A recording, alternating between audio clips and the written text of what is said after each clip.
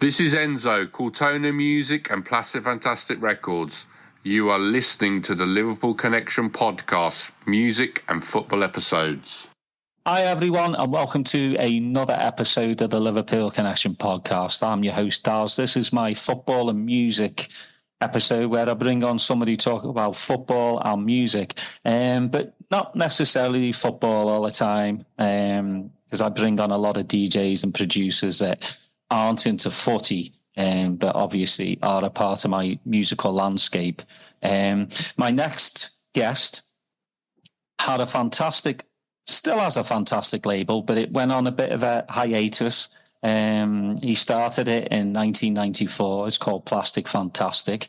He's a DJ producer extraordinaire, had one of the best record stores in London, again, back in the mid-90s. My next guest is Enzo. Welcome to the pod, mate. Thank you. Nice to be here. I know you're not the biggest football fan in the world. I know, we've been talking back and forth. Your parents are Sicilian, and so your affinity is to Italy. Yeah. Who would you say is your favourite Italian player? Oh, my life. I'm putting you on the spot now. You are, aren't you? There's been a few, but I suppose the first one that I became kind of aware of was probably Paolo Rossi. Mm-hmm. And that's simply because of what happened in that World Cup against Brazil and Argentina when I was first aware of a World Cup, I think, in 1978, which was Argentina, because I remember all the confetti coming out of the, from the stands onto the ground. And it must have been the time of sort of like Mario Kempes and players like that. But I was still quite young. But 1982, I was 12 years old and I was, fully into it. And, obviously Italy went on to win the World Cup then, but did it the hard way, really slow start. And then it was the infamous games against Brazil and Argentina, particularly Brazil, when they had their, that team that consisted of players like Zico and Falcao and Socrates, they, just smashing the ball around for fun. And I don't know how it happened, but obviously Italy,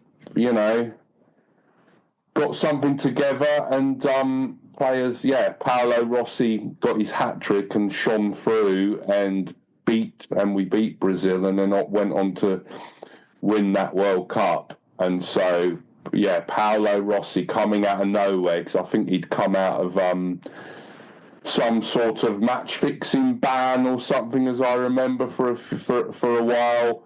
And they got him in the team and, he hadn't done anything for a long time and then came out of nowhere to score those 3 goals to turn Brazil over and, got into the final. I think it was against West Germany, as I remember. And then, we won, which was, just out of this world. I remember seeing that World Cup. So, I'm pretty crazy for football when it comes to Italy and, World Cups or Euro Cups. And I get pretty down when either they haven't made it, which has happened quite a lot recently, or they get knocked out. But, it's only football. Yeah. But it is quite gutting. Well, it's different. You say it's only football, but when you're a teenager, it's more than football. Oh, absolutely. And you have to wait all that time.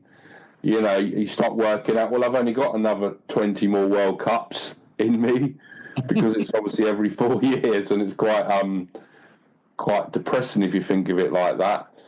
But, it's the whole spectacle of it, and, I just love it. And also collecting the Panini football stickers when I was younger, and I've got 2 or 3 of those filled in with all the stickers, and then used to sit there, gazing at all the players, and it was part of the growing up, and which I loved back then. And the football was a bit different then as well, I think. Well, you could actually tackle, you know. Yeah. And it was much more physical, and there was some proper stars, football players, and yeah. I mean, it's still good now, don't get me wrong, but yeah, I think we miss the kind of those stars from back then. Mm-hmm. Well, they were classy.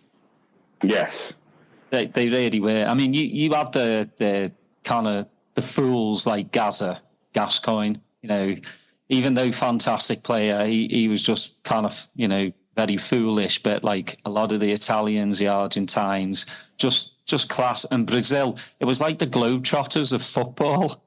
I mean, and I remember that game as well. Like that Brazilian team was just superstars. And they were superstars, and they all looked amazing, didn't they? With their sort of long hair and sort of exotic names. I mean, Zico. What what name? Just what a name. Let alone what he looked like and how he played. I mean, it was just and the kit as well. Because I mean, let's all face it, that Brazilian kit is just amazing. Looks fantastic. Yeah, you can't get better colours really than yellow and green. You know, it's like carnival colours. I mean, I think the Italians that year, it was just like you said, started slowly, and then to beat the Brazilian team was just out of this world. And you know, I'm not big into internationals. Never have been. You know, I'm more club football. But seeing that Italian team, I remember just being around the table with my granddad. My granddad was a massive football fan, and he was like, "Watch this fella, Darren. Watch this fella and this fella," and I was amazed. And the Italian haircuts as well. I mean, Rossi had the little rat. The kind of mullets, weren't they? The curly mullet at the back, yeah. Yeah, and I was like, I'm going to have one of those. My granddad was like, no, you're not. No, you're not. No, not looking like that. Yeah, but I mean, that's the thing. I mean, my thing of watching Italians, though, is before, like, the smoking was bad for your health, was seeing Italian footballers on the bench smoking. Was, you know, you look back, you think of it now and go, oh, you know, that's no, you're a footballer. But you would see the Italian players having a nice smoke on the bench, and it was just to look back and show somebody that now who had no idea of what football was back then would probably be very shocked. Absolutely. I remember, actually, you saying that, I remember the managers on the sidelines smoking now. Now you say that.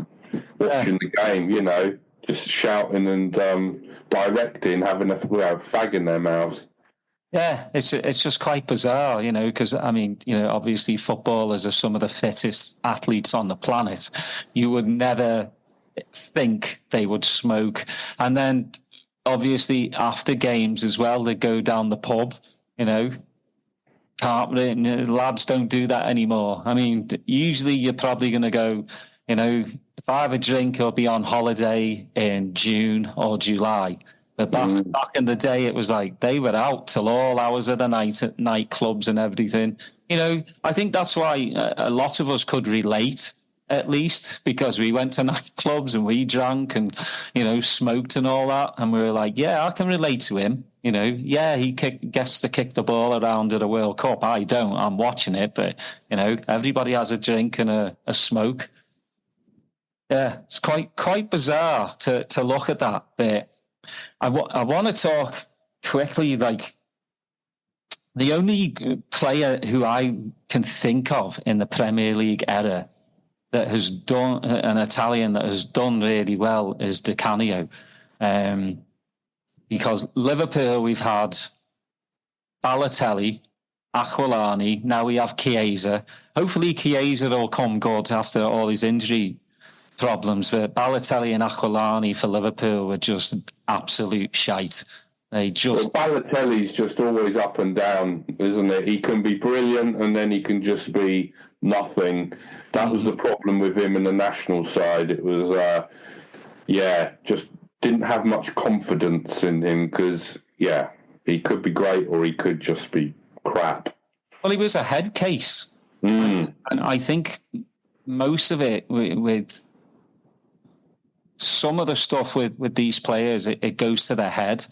And you could see that with Balotelli, when he played for Man City. Even in a friendly, I think it was over here in the US, when he tried to go past like 10 people and could have, passed the ball and they would have scored, and then he missed it. And it was just, that's the type of player he is. He wants to be all about him. And, when he came to Liverpool, I was like, he's just not the right fit. And then he did, because I've had some of the players from Liverpool, ex-players, on the podcast who told me some stories about Balotelli. Balotelli couldn't be arsed in training, was like, no, absolutely, this. And it's like, come on, man, you're a footballer. That's still your job. And it's he could have been a lot better player. I mean, the whole thing, like, you've heard of Paul Pogba as well. And another one, he obviously he's French, but he's another one that it all went to his head. It was not about the hairstyle, and it was about the football, and it just ruined him. And it's just sad. The Italians, have done well in World Cups. You've done well in European Championship, but like you said, in the last couple of years, you've missed out on the big games. But I'll tell you what, there is nothing worse than watching a World Cup without your team being in it. It's demoralising. Waiting all that time, and then you've got to watch the others, because I want England to do well. I was born in England, and I love England, but I don't know. It's just when it comes to football, my heart's not in it. It's just I've always loved the Italian team, I'm afraid. So it's not the same. You like what you like. That's the good thing. Now, I want to talk about the music. When did you come up with? Well, let's go for. I want to know your roots in music first. Like, what was, obviously you said your parents are from Sicily. What were you listening to as a child in your house? As a child, so funnily enough, my dad, without me actually sort of knowing it and really aware of it at the time, must have been quite, they're both not here anymore, but he must have been quite, well, he was into music, but because he used to sit there on a Sunday afternoon and listen to the top 100, which must have been on the radio, and he'd have his little cassette player there, and he used to record the songs that he liked from the top 100. So basically he was making mixtapes. We call mixtapes now. And I remember there used to be stuff like Boney M and, all those just Euro kind of crazy tunes on there. Magic Fly, Popcorn, Jean-Michel Jarre, all of it. And then we used to he drove us to Sicily once a year. We used to go in September, which took 3 days driving. And we used to go in a Mini, and there'd be my mum and dad in the front, me and my brother in the back, and he'd have the mixtapes on. So the whole journey, and there was no stopping over in motels. It literally was 3 days, 2 nights, constant driving. When he was tired, he'd pull over in a petrol station, have a couple of hours kip, and then carry on. But all through this, we'd have the mixtapes on, and so it's obviously instilled in me this kind of musical kind of knowledge and depth, and I have a very wide taste in music. So But a lot of it does, I suppose, stem from the early kind of electronic music that I was listening to from his mixtapes from the late sort of 70s. Yeah, carry on. No, sorry, go on. And so I loved War of the Worlds as well. That was the first thing I remember being aware of musically in the back of my friend's parents' car, being driven back from a party or something, and they had War of the Worlds on. And I mean, I've never heard anything like this before in my life. It absolutely blew me away. And it made a big mark on me, and it's still, whenever I hear it now, it still blows me away. It's just amazing, the Jeff Wayne kind of War of the Worlds soundtrack. But I went on to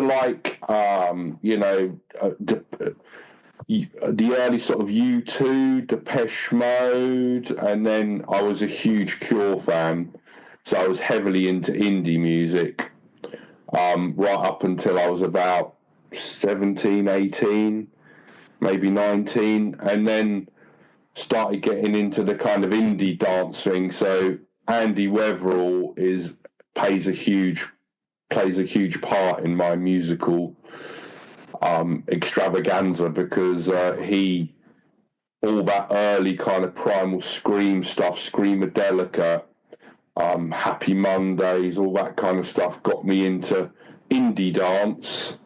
And then before I knew what I was doing, I went to my first sort of rave and, listened to people like Carl Cox and Sasha and things like that, The Eclipse, and then that's what basically I went from indie to dance really over the space of a year or two, that's what got me into dance music really, and then the rest is history, as they say. But I still love indie music, and I still love indie dance music, and still love The Cure. I was listening to their new album recently, and I still go and see bands like The Cure and Depeche Mode. I think they're just absolutely brilliant live. Yeah, I think a lot of us are the same, Enzo. The gateway to like acid house was the indie scene. I'm the same. Grew up, 87, 88 Happy Mondays came around, and then when I first heard Paul Oakenfold's mix. Yeah, he was basically, between Weatherall and Oakenfold, they were the ones, weren't they, that were championing that, remixing a lot of the indie groups. Yeah, it just took me by surprise. I mean, indie bands already have that danceable side about them, but when you Stone Roses is one of my favourite groups of all time, and absolutely, it was just like the little drum patterns for me, especially Renee for Stone Roses. Oh my God, drummers on the planet. Absolutely, we used to jam along pretending we were in the band, like in friends' rooms. Just someone would be on the drums, someone would be on the bass guitar, just all mucking around. I mean, his drumming was out of this world. Yeah, I'd never seen. I mean, my dad's like a Who fan, so I'd known about their drummer. That like for a young kid. I mean, I was 17, 18 at the time. I'd never seen anybody drum like that in my entire life. And just the funkiness that came out of it. But, again, without John Squire's guitar licks and Manet's bass playing, it wouldn't all connect, No. And then Ian Brown, like, when he sounded all right back in the early 80s. When he sounded all right, it was good. But it didn't really matter, because it was all, like you say, it was about the drums, the bass, the guitar. Pure funkiness of it just made you dance. Mm-hmm.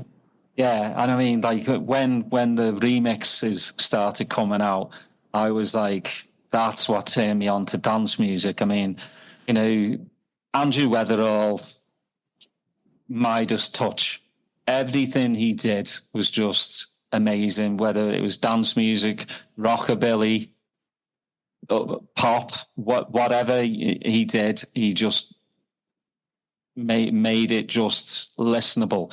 And I think him and like Oakenfold just changed my landscape on music. Hallelujah, Happy Mondays, Jesus Christ.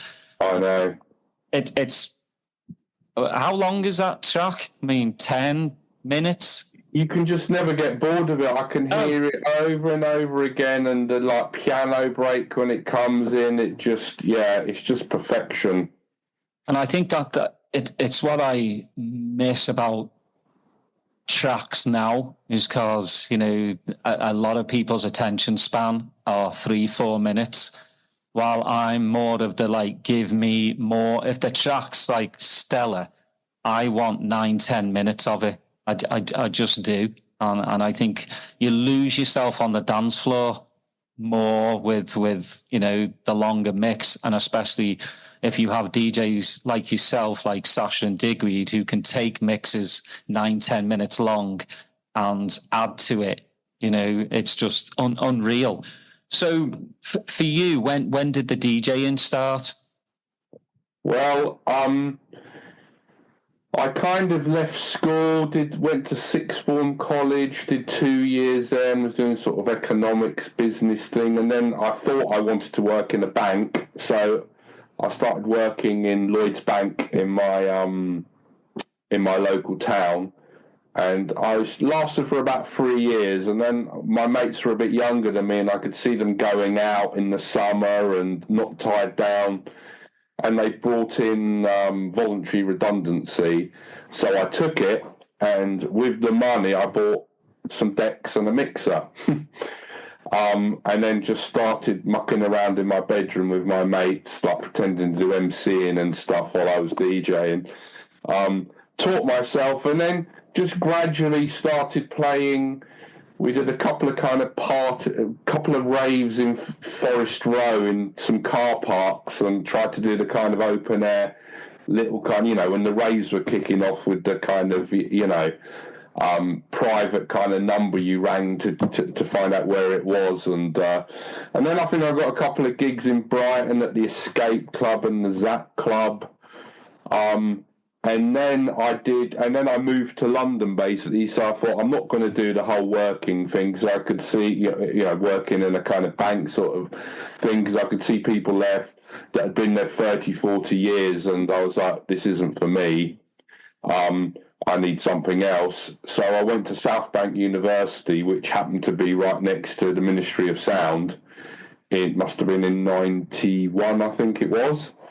And I had to do, as part of that was a business course, I had to do a business studies course on setting up a business. And at the time I was going in Fat Cat Records in Crawley, which then moved to London, to Covent Garden, with they had a great bunch of guys, Alex Knight and a few others, and they were mainly techno they were selling, but I used to get all the kind of housey promos from them, so I had to do a business study on setting up a business, and I just did it on setting up a record shop.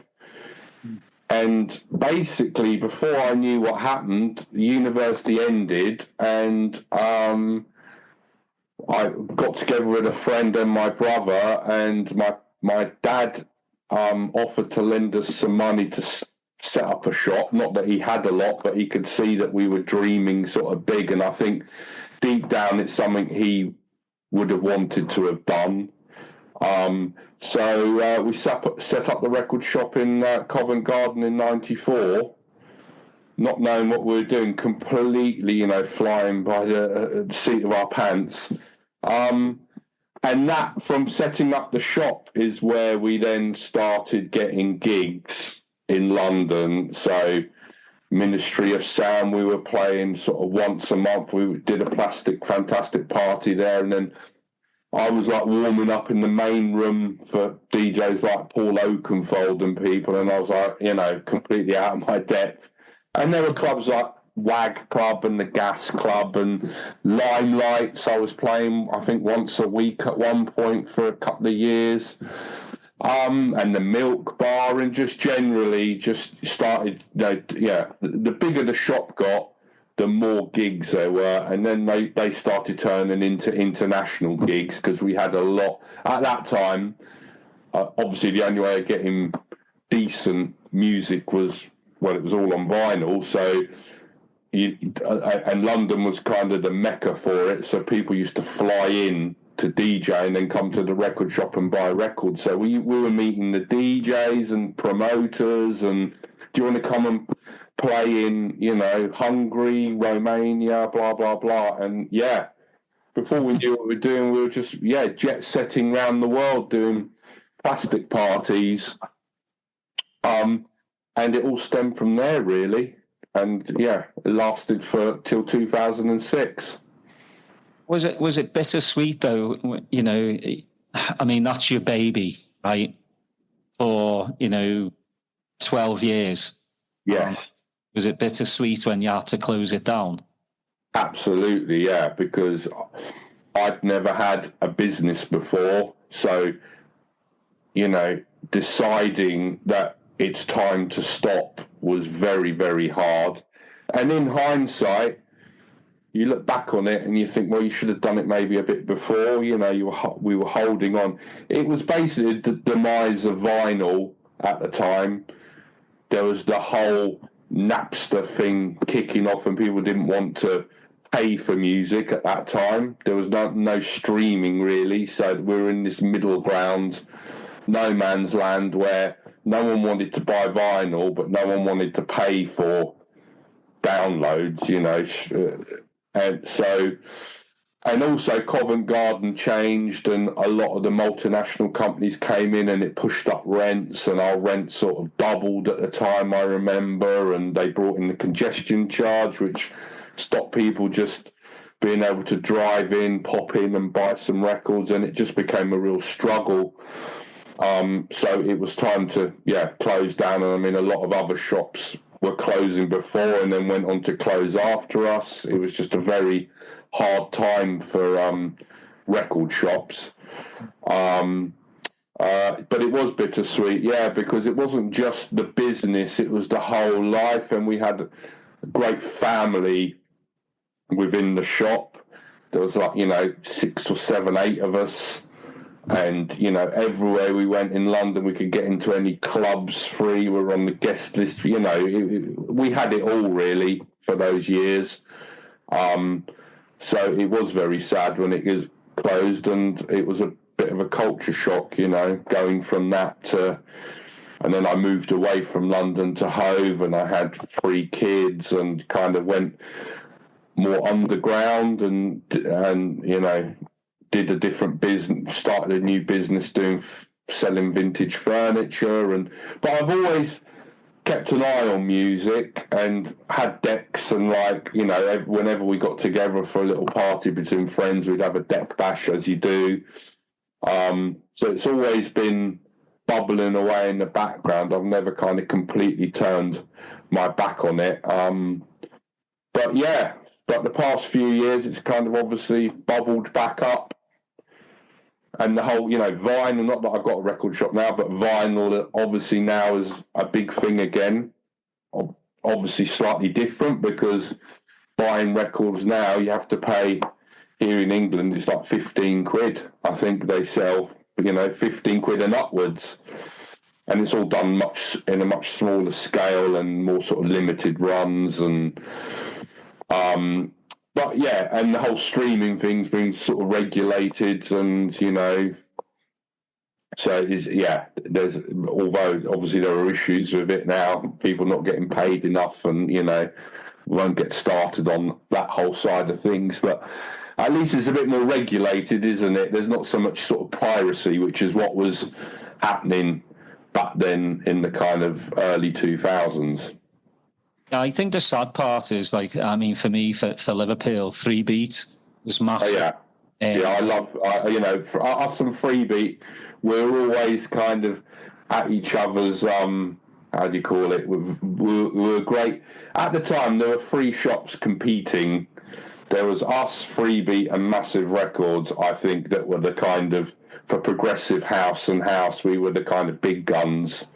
But so there was always this rivalry, but I always got on really well with Pez and Steve Parry and Andy Jarrett, who went on to work there. So there was it was always a good kind of competitiveness, and there was, the world's big enough for all of us. So I love the Freebeat guys. It was just sad. I mean, kind of Plastic Fantastic and 3 Beat, like you said, competing, but yet still, good mates. But I think with the loss of those 2 shops, I know whenever I was in London, I'd come to Plastic Fantastic. Obviously, being in Liverpool, every Monday I'm down the shop as soon as it opens, because I want the stuff I heard, over the weekend, and it becomes part of your life. It's a social thing, you got to know all the people in the shop, and when you walk in there's a stack of records waiting, and that's one of the biggest things that I missed, and because it's a part of your life, and I'm sure it was for you as well, seeing all the people like every Monday or during the week, and then all of a sudden it's gone. So a lot of people miss it, don't they? They love you. It's just so difficult. I mean, I'm getting back into getting promos now, and the whole, getting sent lots of music. And I mean, I only get sent a little bit compared to some of the, big boys. And I just don't know how you, siphon through it all and find the track. It just takes so much time. There's so much out there. Whereas I think, other people will say the same thing, but when you had vinyl, it was just a bit more regulated, and you'd have to spend money to get the track mastered and pressed onto vinyl,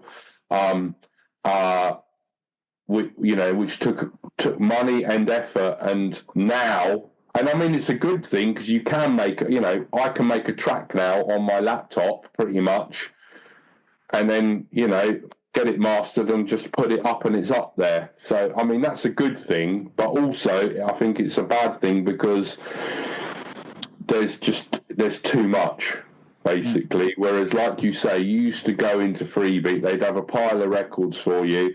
They've already done your job for you. They know what you like. I mean, we used to do this with a lot of the big DJs and regular customers. Make a bag up for Sasha, make up a bag for, John Digweed, make up a bag for Pete Tong. They're sending a bike round to get it, and you're giving them your selection of what you think they're going to like, so they don't have to go through the 200 that have come in that week. And plus it was more personable as well. Yes. Like, we sit on our own little homes, go to Beatport, Bandcamp, Juno, and spend an hour or two going through probably 90% shite, which it is. But when you get to your record shop, the one that we'd go to, 90% of those records you're going to buy. You just knew it, make 10%, you'd be like, I'm not so sure on that. But even if you didn't like the A side, the B side, would be probably better than the A side. So I just miss that, like, human connection, and being told, all right, Darren, you've been in here for fucking 5 hours. It's time for you to fucking buy something or fuck off, jokingly, but I just miss those days. I kind of hark back on them. It's just, it's too easy just to press download, pay, download. But having brand new vinyl, I've always said it, the smell of vinyl, there's something that I like, taking the plastic off, you know, and especially if it's like maybe a double gatefold, reading every single word that is on that piece of, you know, paper. You'd flip it and go, all right, you know, who did this, who did that, and for some reason it kind of it materializes in your brain, so that this is the problem I have, is the box of records, I could go through when I'm DJing and know what the tracks were just by the look of the label and the look of the sleeve, or if it's a white label, the writing or whatever, and you pick through it and you know what it is. Whereas when you're looking down the list of names of the tracks in Record Box or whatever, it just it doesn't go into my head. It's a real struggle, and the words don't mean anything. Whereas I need to have that visual element of the vinyl, like you're saying, the smell of it, the look of it, tattiness of it. You know, that record's I've been playing for 20 years. I guess the good thing about bringing a USB stick, though, I would say one of the only good things is you don't have to carry that record. No, I was saying to someone else, actually, yeah, the bruises on your shoulder, because I used to always take too much. So if I was DJing abroad, I'd have two bags, you know, and you'd get to the hotel or wherever you are staying for the night, and you'd see the bruises there, or you'd try and smuggle them past the, airport checkout person, so that you're trying to convince them it's hand luggage, because you'd never want to hand your records in to go into the hold, because, you know, there were all sorts of scare stories about DJs turning up to DJ and their records are in another country. I mean, yeah, horrific. Or in somebody's house already, because that's the thing. Back in like early 2000s, everybody was into house music, and the people that worked at airports were into house music. Postmen were into house music. Yeah, they knew what a record bag looked like. Yeah. And you'd be like, you know, I remember a horror story. I think Oakenfolds went somewhere and he had two crates, 2 boxes. Didn't get either one of them. And pretty sure, you know, I'm sure someone at Heathrow was like, I'm having that, you know. Well, I've got a horror story where I DJ'd at Limelights, one of the nights I DJ'd at Limelights, and I remember and we were quite drunk, and I remember getting back to, I remember I was driving, I must have been the one driving, because I remember my Ford Sierra parked in Covent Garden, and my mates were quite drunk, and I got back to the car, they were carrying my record box, put the record boxes in I opened the boot, they put the record boxes in, we drove, I think I lived in the Docklands, got home, and then went to get the rep boxes and realised that there was only 1 box and there should have been 2. And so I quickly drove back to Covent Garden where I'd parked, but obviously the record box had gone. He'd put it on the floor next to the car, drunk, and not put it in the car. And that was a whole box of records. And the worst thing is, I don't know what was in there, because I didn't have a list of everything I took out. You used to just pick records out of your wall there, put them in. I'm going to go and DJ with that. So still, it's funny, because a few months later, someone came in the shop to sell some records, and there were 2 records in there with my handwriting on there. So I managed to buy back 2 of the records that had gone missing. I mean, you know, it's not anyone's fault, but, you know, it was, I remember it took 2 or 3 years to get over that one, and I still don't know what was in there to this day. Sometimes I go to my collection to pick out a record and can't find it, and it's like, must have been in that box. Oh, no. Yeah, I mean, there could have been some, like, hard white labels. Well, valuable, because some of the records now are going for, like, 150 quid, some of these sort of rare progressive house and trancey kind of records. Oh, man, that's horrible. Anyway. I was actually half expecting for you to say one of your mates had left the door open, and while you were driving, your record boxes flew out. No, just left it on the side of the road there.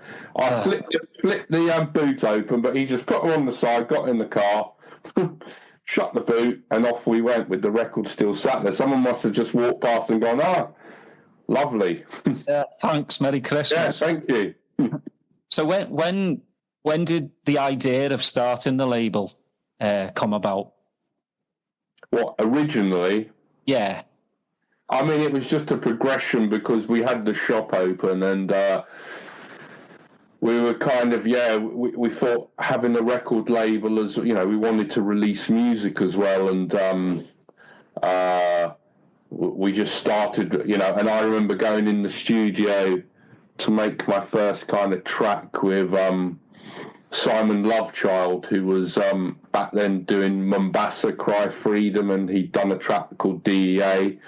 And we kind of became friends, and I went in the studio with him to make it was actually, I remember, Gap Decor studio where they did Gap Decor Passion, and so I made a track, and my partner Jan at the time had made a track in the studio, our first kind of foray into making dance music. I don't think they were particularly that good, but it was the beginning. And then as soon as that was released, we just started getting demos and just getting some really good demos, and then bit by bit it just spiraled into getting some really great music, and then using some remixes at the time that we really liked, and it just grew and grew. And then at one point we were getting so many demos, we thought, right, we need to digress here, so we started Plastica for sort of slightly darker sound. We kept Plastic Fantastic for the kind of more sort of proggy sound, and then after that, Plastica Red, which was just another avenue for slightly houseier Plastica stuff. And then I think we did Fantastic House towards the end, which was more for housey stuff, where we had Audio Fly actually as one of our first releases, and it was one of their first sort of track, and obviously they went on to become there's quite a few people we released at the time that went on, thankfully, to bigger things, which is quite nice to see. Well, I mean, I would always remember the heart and the wings. Yeah. The logo, like, again, whenever I would see that, I'm like, that's quality. Like, it really is. And we've messaged back and forth, and I've told you, the Dave Kane Clarkness track, you can play the original today and it will blow dance floors away. Just the swirling synth, throughout, it just gets, louder and louder, and it's... Yeah, this was the other advantage of having the record shop, was we were getting loads of upfront imports. So I think that import came from Holland or Belgium. I think it was Belgium. So literally fresh into the country, and there'd be limited amounts, maybe 20, 30 came in, and we'd try and buy them all up before Freebie got them. And then we licensed that. So as well as getting demos, there were tracks we'd hear, we're like, this will sound great, released on our label, and we'll get a remix of it done as well. So, at that time, Shem, rest in peace, was coming, good friend coming in the shop, and all the Slacker thing was huge at that time. And we got him to do a remix, and I think Lee Burridge did a mix as well. He'd just come over from Hong Kong and landed in the UK, and was sort of working in the shop, and a friend of ours, and got him to do a mix as well. So How on earth did I miss the Lee Burridge one then? It's on there. It's on the release actually. Yeah, I'm gonna have to go back and look. You have to have a look. Yeah, have a look at your have a look at your release there. Because usually it'd be the original I would play, or Shem's. Yes. So the thing was, Lee wasn't. We're talking. He wasn't. This was the very early days, like before Tyrant or any of that. He just. Yeah, he was a. Lee was such a brilliant DJ, and basically, I was like, how do you DJ like that? His mixing is just impeccable. And it's basically, he was playing in, I think it was Hong Kong, and he was playing every night, and there were no monitors. So it was like some shitty sort of club bar, and he'd just be playing and mixing every night with no monitors. So he taught himself literally how to mix with just with some shitty speakers in the background. And and then he landed in the UK and, started he knew, because people used to go and DJ in Hong Kong, I think, Sasha and people, and then that's how the whole Tyrant thing started with them. So there's Craig Richards, Lee Burridge and Sasha, and they did the whole Tyrant sound system thing. Yeah, I'm definitely. I'm pretty sure my memory isn't the greatest. I'm sure I probably played that remix, but I'm gonna have to go back and have a look again. Yeah, but it just stands the test of time, that Clarkness. It really does. But having a record label and then kind of going quiet on it, and then having a long hiatus. Why bring it back? Because I've always kind of had the thing in the back of my head that I'd like to kind of do something with it one day. I was trying to get the kind of name back from, because when we closed the shop, it went into liquidation, and some other company bought the name and then were using it a bit. It released a couple of tracks. I don't think it weren't really doing it properly, doing it well, in my opinion. There were a few releases, nothing like what we were doing. And then I just contacted the guy that owned it and was trying to get the name back the past few years. I just kept hassling him, and in the end sorted out a deal with him, and I just wanted to get it out of my system, really do it again. But at the time, I was doing 2-3 years ago, I was quite into, I was doing the whole Balearic jukebox thing, which is another project I do for sort of Balearic-y, because I've always loved Balearic music ever since I went to Ibiza in the very early 90s, and I actually managed to DJ at the Cafe Del Mar when I first went there on my first year, because I took some records over, and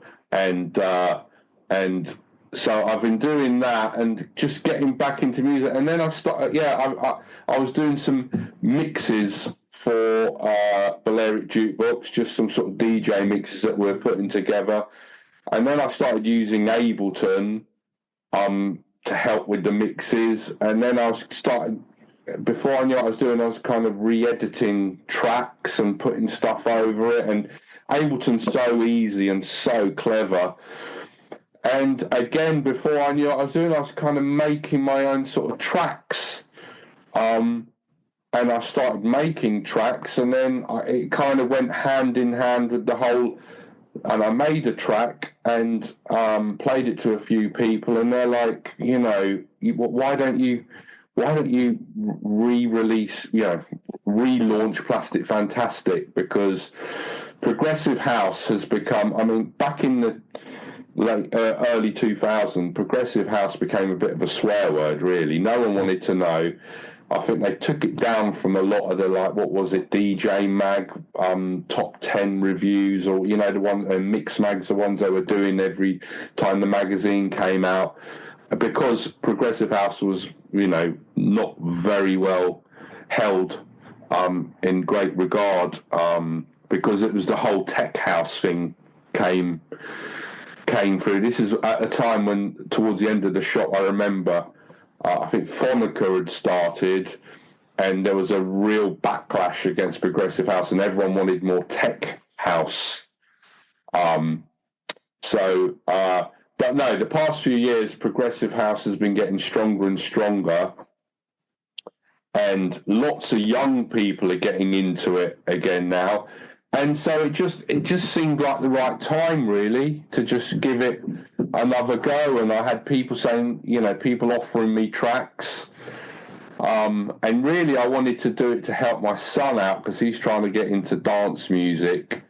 But what's happened is I've kind of set up the label and he's kind of gone off and got a different job and hasn't really got time. So I'm doing it all now, which I don't mind because I'm getting to reconnect with all these people I haven't spoken to in 20 years. And funnily enough, there's quite a few of us that have all had a break and are coming back into the scene and are making music again, or, starting up their label again, or DJing again. So, and it's real good fun and a nice kind of sort of side hobby to have.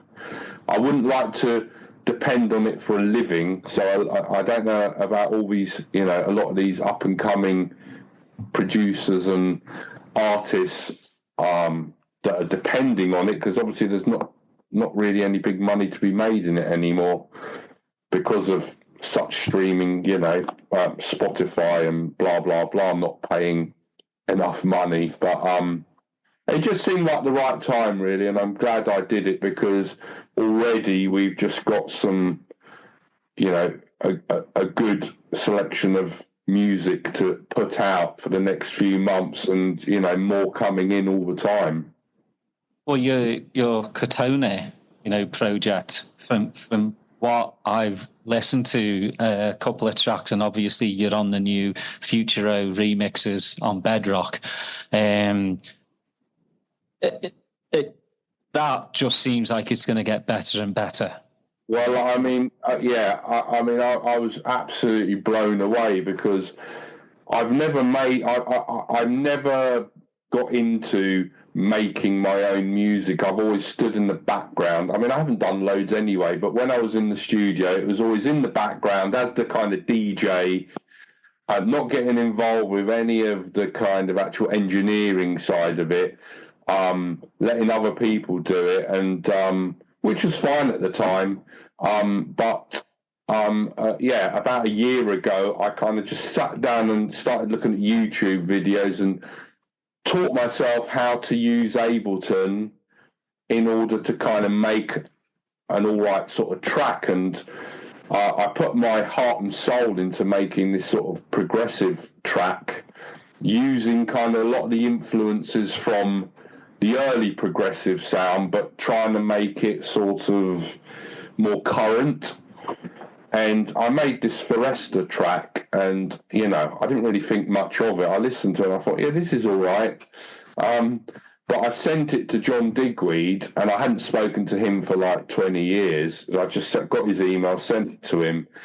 Didn't get a reply, but I'm on my I was on my social media, just having a little thumb through, sitting on the bottom of the steps, changing my shoes or something after a dog walk, and I'm thumbing through one Saturday morning, and I came across John Digweed's post, and he was just been playing at Stereo in Montreal, which is one of the best clubs in the world. And it was 11:30 in the morning, he put, and the track playing, I was like, God, that sounds familiar. And I sort of did a double take back, and I went, oh my God, that's my track. And I was absolutely blown away. And yeah, I just went crazy. And then I remember getting an email back from him, which was boom. And, that sort of set things off, really. And just truly amazed. And it's actually done, it got released on Music to Die For, and it's done really well. They got a Quiver remix, and but since I've just got the bug, and I've been doing, when in my spare time, in the mornings, the evenings, I'm just on Ableton making new tracks. And then John rang me up and asked me if I'd do a remix short notice for this Futuro package, and of course I accepted and got the parts, did it, and Yeah, it's been going really well, and I've been getting some other remixes. Got more remixes coming, and I've got lots of music all lined up that hopefully will be coming out soon. So I'm trying to, I've got Plastic Fantastic, but also trying to sort of spread things out a bit and put them out on different labels. And obviously Bedrock's is going back to the football thing. It's like playing football, in the park and then getting signed to Real Madrid or someone. It's like a schoolboy dream of mine to have music on Bedrock. So I couldn't be happier, really. Yeah, it's like the pinnacle for a lot of DJs and producers are, Sasha and Digweed. Yeah, Last Night on Earth and Bedrock. Yeah. I've been listening to them. The Last Night on Earth mixes, I've been listening to those for the past, I don't know how many years. That was my keeping in contact with dance music was, because I absolutely love Sasha as well. I love both of them. I can't really pick between them. But together they're just, out of this world, as good as it gets for me. 100%. It's like good and evil. Yes. You, with Sasha, you get the more, I guess, like landscape, progressive house. With Digweed, you get the darker side. But together, Jesus Christ, I mean, like, they're just unbelievable. And still, after all these years, like, for the longest time, they kind of went their separate ways for a while. And then, they just got back, and it's just great to see them. But it's great to listen to all these new DJs and producers that have looked towards the past. And progressive house does seem to be like, it's not a bad word anymore. I'd say 15 years ago, like when Beatport were, doing all the genres and did the progressive house, I would, obviously click on it, and that wasn't progressive house for me. It was just like cheesy, down trance music, like pop trance. I was like, this is not progressive house. And I think people bought into that, and that's what they thought progressive house was or supposed to be. And I was like, no, that's a dirty word. But now, you've got, obviously, Balance have done brilliant with their mix series. Renaissance, obviously, still doing their things. But so many good labels coming out. Australia, Mango Alley. It's just, the Australians seem to be really hitting the progressive. Absolutely. I'm glad you say that, because they've been, that whole Meanwhile Recordings, Matter, Mike Rish, there's just quite, and also people like Casey Taylor, who, again, he used to come in the shop all the time, and we played together quite a few times around the world. He was, I think he was probably living in London then, but he had a break for a few years, and the whole Vapor Recordings thing, he started that back up, because back then there was a Vapor Recordings, but that sound is just, like you say, it's a fresh new sound for today's audience, and it's so good to see places like, and Argentina, I think South America is the other place. I mean, progressive house is just religion to them. It's almost like football again. All the young kids go out to these raves and parties, and all the things Hernan puts on, and I mean, it's stadium. It's just filled. It's that it's their national kind of music. So it's very good to see, and I think it can only get bigger at the moment. Yeah, they had a guest on. I've forgotten who said it, but they said Hernan is like Argentinian's Messi to music. Yes, yeah. But it's great to see again. The Australian prog is a little bit darker, and then you've got Sudbeat and Soundgarden, which is a bit more melodic kind of. Yeah, exactly. But it's so good because you can put it all together as long as you get to play these days a 2-hour set. That's another thing that I just don't understand is the 1 hour set. It's hard, yeah. It's when I mean already I've been asked to do a couple of sort of radio mixes, and it's just so hard doing it in an hour because I'm very old school. I love the whole, listening all these years to people like Sasha and Digweed and Danny Tenaglia. They're my three kind of biggest inspirations, and it always starts off slower and then you build it up and then you get to your crescendo and then you get to the kind of end of night kind of tracks. That for me is the story. There has to be a story there. I just don't like a linear kind of hour, just mix. It has to progress. I mean, that's what progressive house means, I think, in my eyes. And it can be slower, it can be slightly faster, it can be darker, more tribally, more techy, more melodic. It's this is why I think it is exciting, because they're just melting pot from around the world, like you say, and they're all taking little inspirations from previous years and making it their own. And it is an exciting time, I think. Well, I know you've heard about it, the balance in Croatia. Well, I was going to say, I mean, that's just incredible. I mean, to actually have the audacity to put something like that on shows you how big progressive house is now.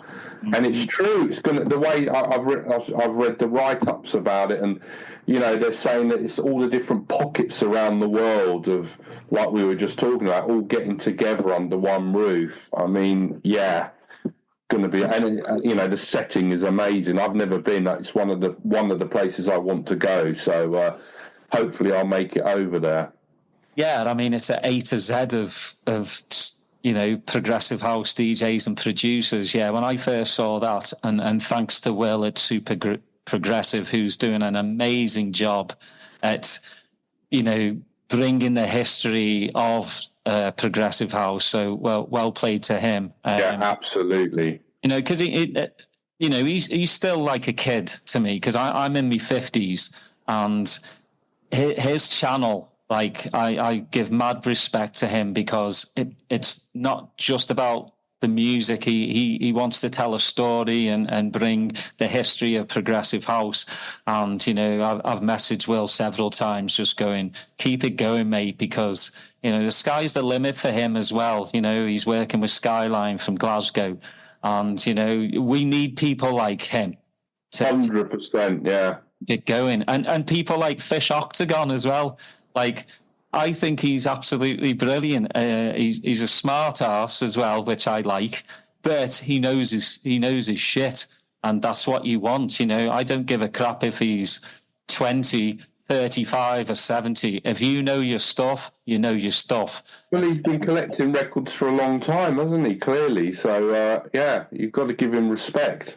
And fair play to him. He's having the time of his life, and it's showing that doesn't matter how old you are, if you have a passion for something that you love, you can do the things like he's doing. So, but yeah, when I first saw that lineup, I was like, this has to be a joke. There's no way that this many of the progressive house community is playing in one, like, just, for 3 days. No way. And I told me missus, I was like, fancy a holiday to Croatia next year in August? She's like, no, not really. I'm like, well, let's talk about it. Well, we really want to go, but we're trying to work out. I think we're going to be in Italy at the time, and we're trying to work out. The only problem is our 2 dogs, and we don't know how. We're trying to get dog sitters for our dogs, which is not going to be easy. But if we're in Italy, we'll be able to have a quick sort of flight across to Croatia there to make it. So I hope I can make it, because, it's something not to be missed, isn't it? Well, I mean, it's a chance for people to meet as well. That's another thing. It's not just about the music; it's about making connections as well. Totally, friendships for life or business connections as well. So, my last question for you, Enzo, is where do you see dance music in the next 10, 15 years? The tricky one, I don't know. I'm hoping with all this backlash against, I mean, I can't stand the whole, negative part of dance music at the moment with regard to having to have all these basically people getting gigs just off the back of how many social media followers they've got, nothing to do with their skill as a DJ. And I just think the whole scene needs to get away from that. And it's really, until the promoters stop booking those kinds of people and start booking the more up and coming people, which is what we're talking about. Will's trying to do with what he's, putting on nights and using more of the up and coming people, giving them a chance. It needs to happen sooner rather than later because, we've all seen these kind of scare story videos of these people that are on stage DJing, and then something goes wrong and they don't know what to do. They're not DJs, they're just, or just too much sort of theatrical stuff behind the decks. I'm just very much get behind the decks, play your music. It's not really about the DJ, it's about the music. The DJ, when we used to go out back in the day, was tucked away up in a corner or somewhere, weren't they? They weren't really ever seen that much. What you were there, everyone was on the dance floor listening to the music, getting into the music. It wasn't about the person in the middle of the dance floor or the stage with everyone around them, with their phones up, just recording them. It's, we need to get away from that, I hope, and get back into the actual music. And a lot of these clubs that are bringing in, banning phones or putting a little sticker on your lens to try and discourage you, I think can only be a good thing. So I'm hoping it's going to go that way, and the youngsters will learn about that and realise it's not cool to have your phone on recording everything. Just look at these videos of, what's that famous video of Liverpool back in the early 90s with Enjoy Anthem playing with the whole place just erupting? Quadrant Park. That's it, the Quadrant Park. Is that Liverpool or Manchester? Oh, that's Liverpool. Okay, that video, every youngster should watch because that is what it was all about. Mm-hmm. Yeah, and it needs to go back to being more like. Obviously, it's not going to be like that ever because that was a time, but it needs to go back to being more like that. Yeah, the music comes first. That's what the biggest issues I have is TikTok DJs, influencers, and there's so many good DJs out there that aren't getting the gigs because they don't have the followers, or it's just. We're at a different time, but I think it would help clubs because agents are asking for way too much money. That's why a lot of these clubs are closing. I heard Motion's closing in Bristol that I've been to many times. It's brilliant. And more clubs are shutting down because these big star DJs want these exuberant paychecks. And these promoters can't afford it anymore. And then they're thinking, well, I can't bring on, DJ Sammy because he doesn't have the following. Trust in these DJs. That's what I say. Trust in them. They will get a following. It might not be the first month, but, give them 6 months to a year.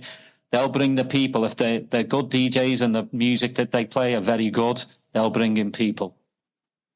Yeah, I don't think there's enough of these kind of regular club nights where you get to know the kind of resident DJ and the warm-up DJ, and a lot of it used to be about listening to a warm-up DJ as well as the main DJ, and that came with kind of regular club nights, but you don't really get that many sort of regular club nights, do you?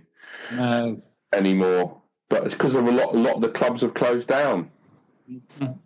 Yeah, it's the same in America as well. You know, when I was first over here, I go to Orlando all the time, see Sasha and Digweed when they first came over, and you know, I couldn't believe the progressive house scene here was that good. You know, Jimmy Van M, Chris Forte, Dave Canati. So I was shocked. You know, and again, you know, progressive house in America, the golden years were mid-2000s, and then it just went away. And, you know, every video I turn on YouTube now, you've got that hard-style techno bollocks that's soulless. Like, it's just, it's pantomime. Too fast. Yeah, it's pantomime. You know, you see the DJ not really doing much apart from, like, twirling and dancing and gyrating. I mean, I hate to say it, but there's far too much of, you know, that going on. But then again, is that what the people are going out to see? Someone's obviously paying to go, and so if the people are paying to go and see that, but yeah, it's more suited to strip clubs and stuff, I think. Some of those antics, it's, you know, you almost need to get them half the time at kind of a pole so they can do their pole dance as well. Do a little pole dance whilst DJing. Without sounding sexist, you know. But well, some of the fellas. Yeah. Look, well, there's some fellas doing it too, absolutely, yeah. Just get your head down and just DJ. And of course we all like to see a bit of motion from the DJ. It's nice, you know, it's good to see Sasha getting into it, you know, raising his hand or what have you. But no, I'm more old school. I like the DJ to be kind of a bit calmer behind the decks. Yeah, a la Digweed. Yes. Just totally. Concentrate, maybe look up once. Yeah, exactly, because it's about the music. You don't want to be taken over and be a spectacle. It's about the music, like we keep saying, and until that happens, this scene definitely needs to revert back to that, and I hope it does. I think it will. Well, on that note, mate, thank you so much for spending an hour and a bit chatting with me. That's all right. It's flown by. Mm-hmm. Well, I'm so happy you brought back Plastic Fantastic. I'm so happy Cortona's doing really well. I can't wait. I'm not going to say it on here, but you did allude to something in a message. There's lots. You're working on a track that there's lots of stuff happening in the background. Hopefully there's some really exciting stuff happening in the background. So next year, I think, look out, because there's going to be some great stuff coming out, both from the Plastic labels and from myself with Cortona. Absolutely, really exciting. Well, please look out for that. You can find it all on Spotify and Beatport, or all your good record shops online, and hopefully record shops. Are you gonna start doing vinyl? Well, I think we're going to do. We'll probably try to do what kind of Celador do, Steve Parry's label, and every now and then we'll bring out the kind of best of the best on vinyl and do kind of a 4-track kind of 12-inch of the kind, because we get asked all the time, is it coming out on vinyl? So, you know, there's a lot of vinyl buyers out there, and obviously, my allegiance is to vinyl, but also, you know, it's expensive now and quite risky printing vinyl. So, but I think there's definitely going to be a place for kind of a 4-track EP of the best of the best. So definitely, I look forward to that. Well, thanks everyone for listening. Thank you, Enzo. Please like, subscribe, put your notifications on, and we'll see you next time. Thank you very much. Cheers.